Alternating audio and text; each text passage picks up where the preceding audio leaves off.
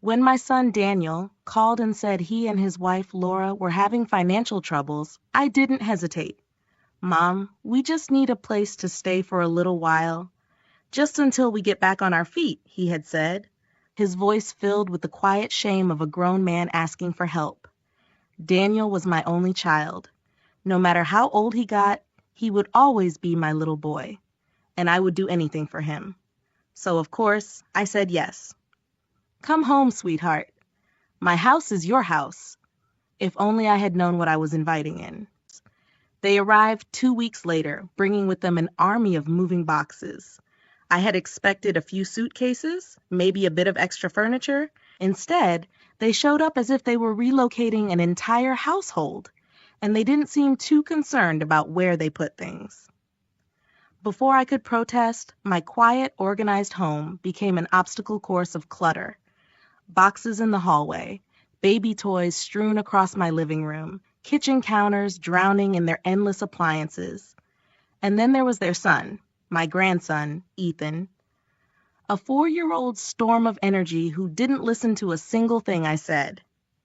Ethan, sweetie, don't run inside, I'd say. He'd sprint faster. Ethan, that's Grandma's antique vase, don't touch. Smash. Laura barely looked up from her phone. It's just a vase, Mom. He's a child. Let him be one. I clenched my teeth and cleaned up the mess.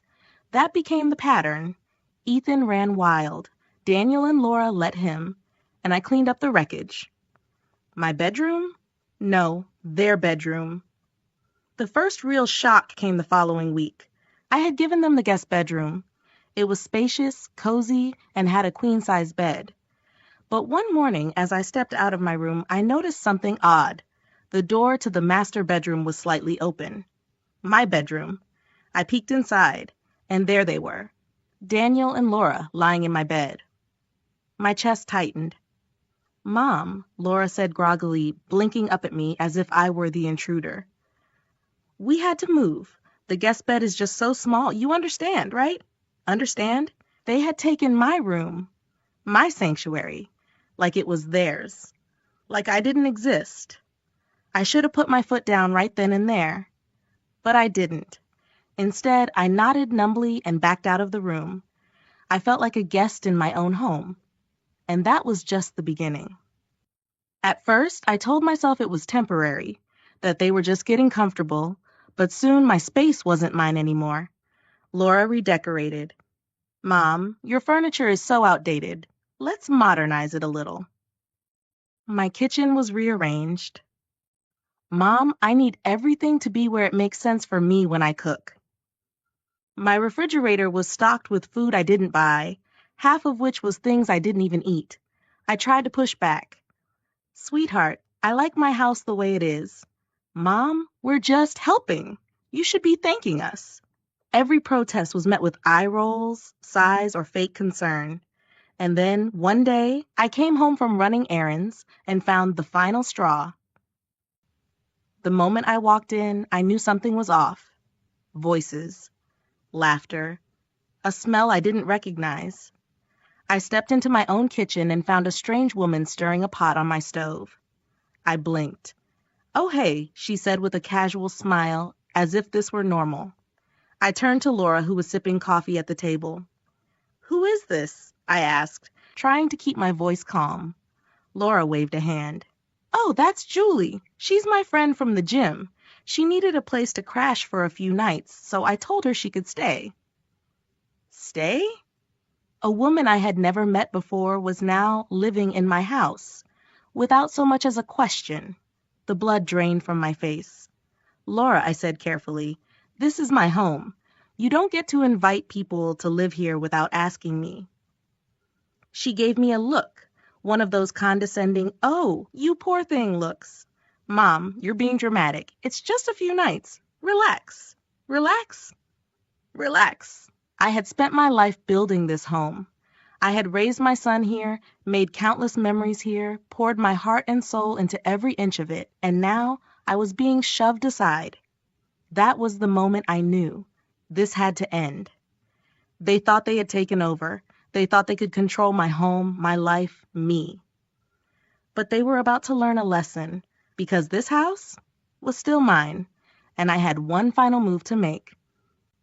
The night after I discovered Laura's friend Julie casually making herself at home in my kitchen, I barely slept. I lay awake, staring at the ceiling, feeling like a stranger in my own house. The walls, once filled with warmth and memories, now felt suffocating. Every creak of the floorboards reminded me of them, the people who had taken over every inch of my space. I wasn't just living with Daniel and Laura. I was being phased out, and if I didn't do something soon, I would disappear entirely. I woke up the next morning with a plan. I was going to take back control, but I never got the chance. Because when I walked into the living room, I found something that made my stomach drop. My old bookshelf, gone. In its place, a sleek modern entertainment center, complete with a giant TV I had never bought. I turned slowly to find Laura and Daniel casually having breakfast, acting like nothing was amiss. "What happened to my bookshelf?" I asked, my voice sharp. Laura looked up, chewing on a piece of toast. "Oh, we put it in the garage. It was so bulky, and honestly, it didn't fit the vibe we're going for." "The vibe they're going for?"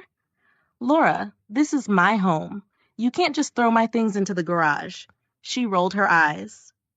"Mom, don't be so sensitive. We're just making the space better. Better. Better for who?" Daniel, my own son, barely looked at me. He just muttered, "It's not a big deal, Mom. Not a big deal." It felt like a funeral, a slow erasure of my existence in my own home. Over the next week, my life became unrecognizable. My antique dining set, gone, replaced with some cold, minimalist table. Laura said was more functional.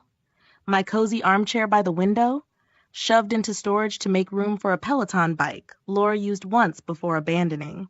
Even my fridge was no longer my own. Every time I opened it, I found food I didn't buy. Quinoa, oat milk, plant-based everything. I couldn't even find my own butter among their organic nonsense. And Ethan, he ran wild, destroying everything in his path. One afternoon, I caught him coloring on my walls with markers. "Ethan, no, we don't draw on walls," I scolded, grabbing the marker from his tiny hand. Instead of apologizing, he screamed bloody murder. Laura came running in, took one look at his crocodile tears, and immediately turned on me.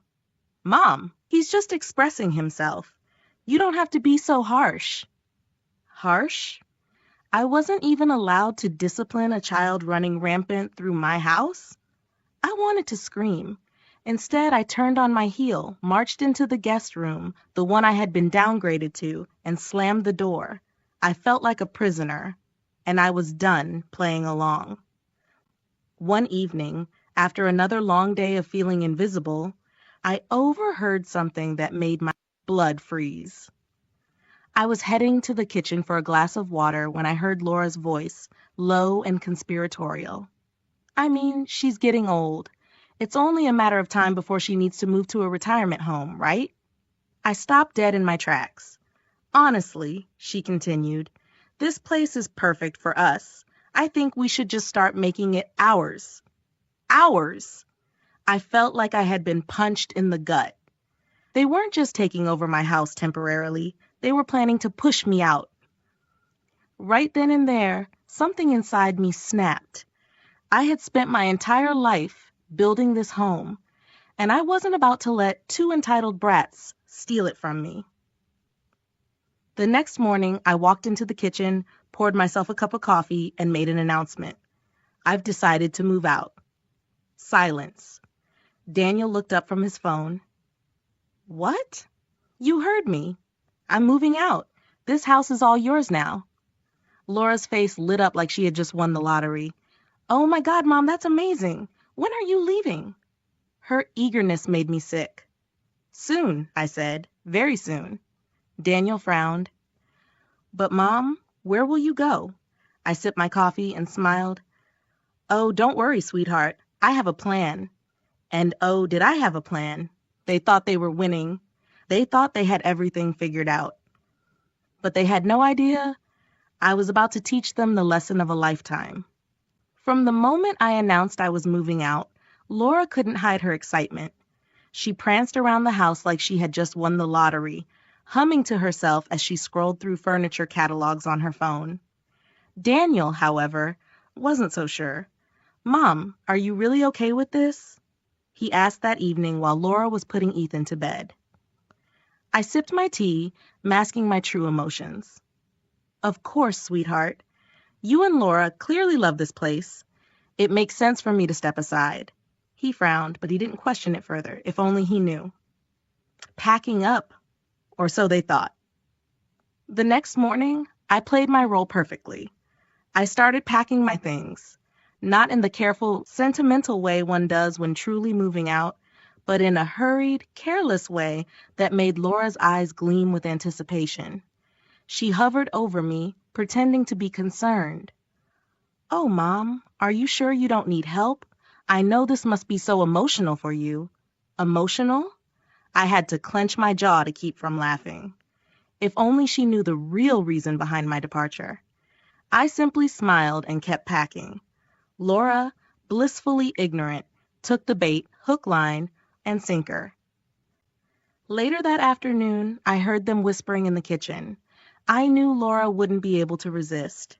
A few minutes later, she casually strolled into the living room, her voice syrupy sweet. "Mom, Daniel and I were thinking." I braced myself. "Since you're moving out, why don't you just sign the house over to us?" There it was, the moment she had been waiting for. I widened my eyes, as if caught off guard. "Oh?" She nodded eagerly. "I mean, it makes sense, right? That way you don't have to worry about property taxes, maintenance, or, the stress of managing a home at your age." At your age. The audacity of this woman. I folded my hands in my lap and pretended to ponder her words. Then, after a long pause, I smiled warmly. "You know what, Laura? You're absolutely right." Her eyes lit up with greed. "Oh, that's wonderful. We can call a lawyer tomorrow." "Actually," I interrupted, "I already have everything in motion." The color drained from her face.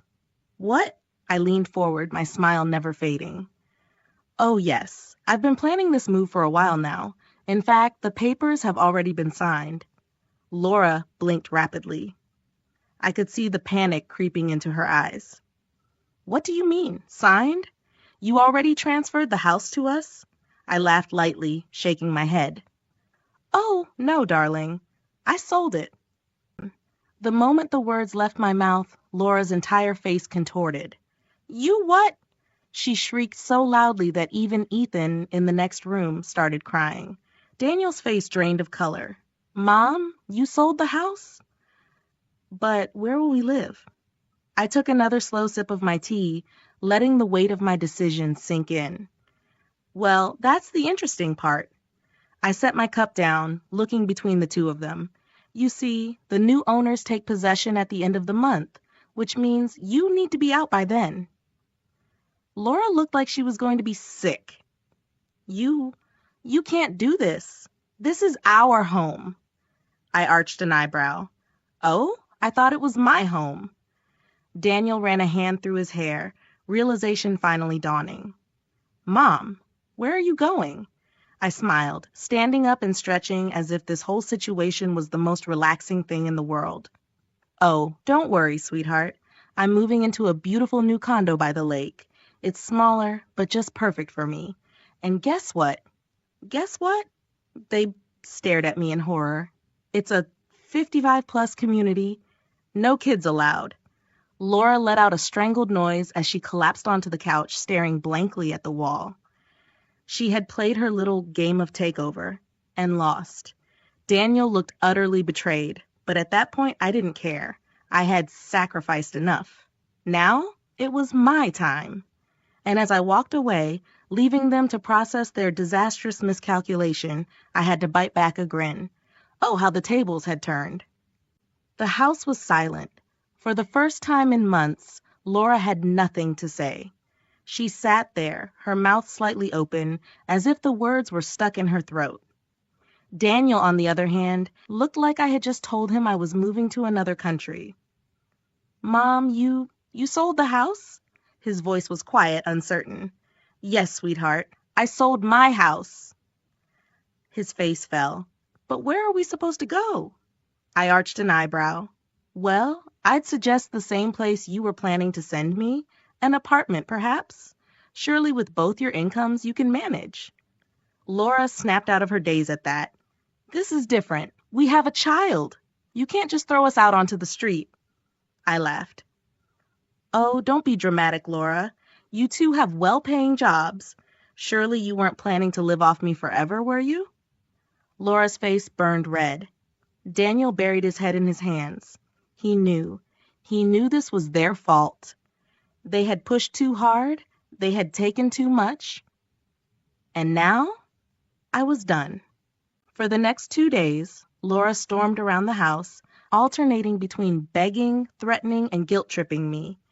You can't just leave your own son homeless. What about your grandson? You're abandoning him. If you sell, we'll have nowhere to go. Don't you care about family? I ignored it all. Daniel, meanwhile, tried to reason with me in his own way. Mom, are you really sure about this?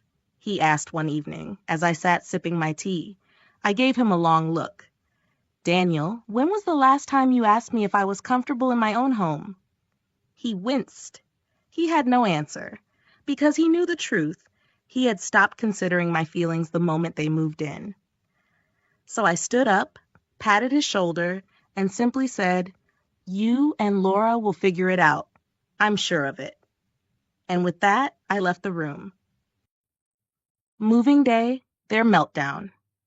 The morning of the move, the new owners arrived for a final walkthrough. I could see the panic in Laura's face as she realized this was real.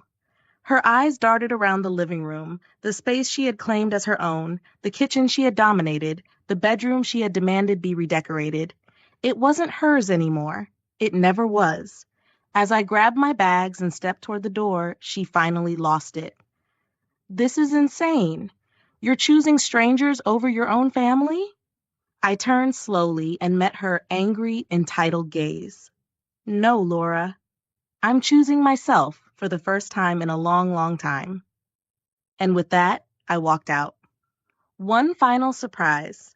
As I settled into my beautiful lakefront condo, sipping wine on my new balcony, my phone buzzed. A message from Daniel. Mom, I'm sorry. I should have listened. Laura and I are looking for an apartment now. It's been tough. I get it now. I really do. I hope you're happy. You deserve it. I took a slow sip of my wine, a warm sense of satisfaction settling in my chest. Yes, I was happy,